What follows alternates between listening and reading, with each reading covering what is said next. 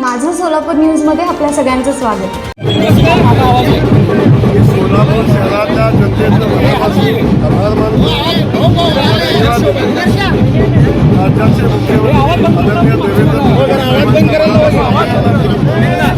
या राज्यामध्ये विकासाचं राजकारण, विकासाचं भूमिका घेऊन या ठिकाणी देवेंद्रजी नेतृत्व करतात आणि आज सोलापूरच्या जनतेनं त्यांच्या विकासाच्या राजकारणावर विश्वास ठेवला. जो शब्द त्यांनी सोलापूरच्या जनतेला दिला, विमानसेवा असेल, नेहरी पाईपलाईन असेल, IT पार्क असेल, हे सगळं पूर्ण करण्याची क्षमता भारतीय जनता पक्षामध्ये आदरणीय देवेंद्र फडणवीस साहेबांच्या मध्ये आहे. हे शहरानं म्हणून मी पुन्हा एकदा देवेंद्रजींचं कौतुक करत असताना शहरातल्या जनतेचे आभार मानतो. त्यासोबत आमच्या शहराच्या अध्यक्षा रोहिणीताई कडवळकर असतील, त्यासोबत आमचे शहरमधले आमदार देवेंद्र कोटेचे असतील, आमचे उत्तर आमदार असतील, सन्माननीय जे मालक असतील, अक्कलकोटचे आमदार आमचे सचिन दादा असतील, या सगळ्यांनी प्रचंड मेहनत घेतली आणि या शहरामध्ये भारतीय जनता पक्ष आला पाहिजे अशा पद्धतीने काम केलं आणि आम्हाला आनंद याचा आहे. पहिल्यांदा या शहरामध्ये भारतीय जनता पक्ष स्वतःच्या ताकदीवर सत्तेत आला आहे.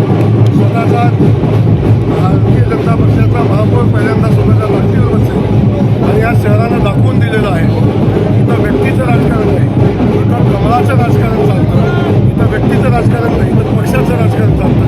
हे भारतीय जनता पक्षाला जनतेने दाखवलं.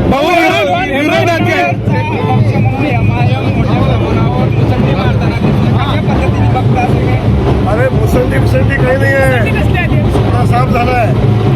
आता 4 ठिकाणी आपण बघितलं, MIMच्या 4 ठिकाणावर निवडून आलेलं आहे. हे अपेक्षितच होतं, याच्यापेक्षा वेगळं काही घडलं नाही.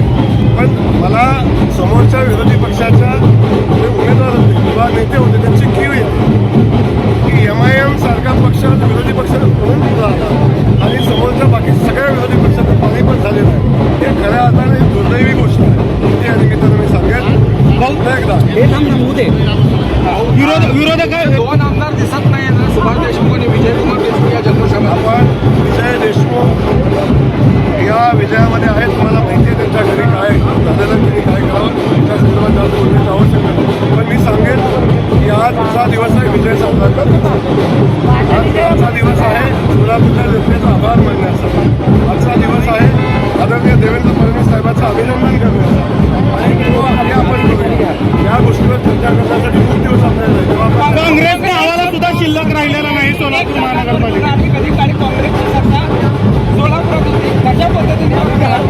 शहराचा खासदार दिलीप शिंदे यांचं राजकारण आता असं झालं, राजकारणाचं असं झालेलं आहे.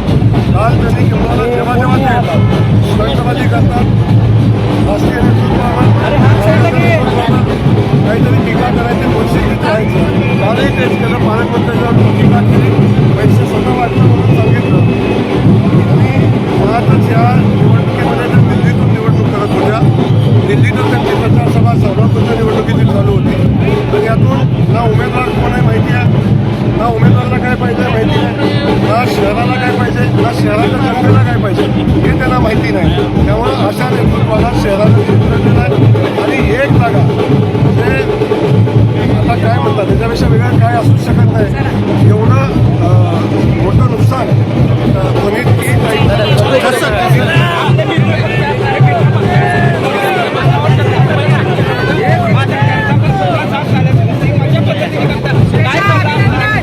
माझा सल्ला अजिबात नाही. त्यांना ईश्वरानं सुपूर्ती द्यावी, सिद्धरामेश्वरानं सुपूर्ती द्यावी. ज्या जागा निवडून आलेल्या आहेत त्यासुद्धा भारतीय जनता पक्षाच्या मदतीशिवाय आल्या नसतील. त्यामुळं मी आपल्याला क्लिअर सांगतो, इथं फक्त भारतीय जनता पक्षात कमायचा. माझं सोलापूर न्यूज या YouTube चॅनलला सबस्क्राईब करा आणि बेल आयकॉन प्रेस करायला विसरू नका.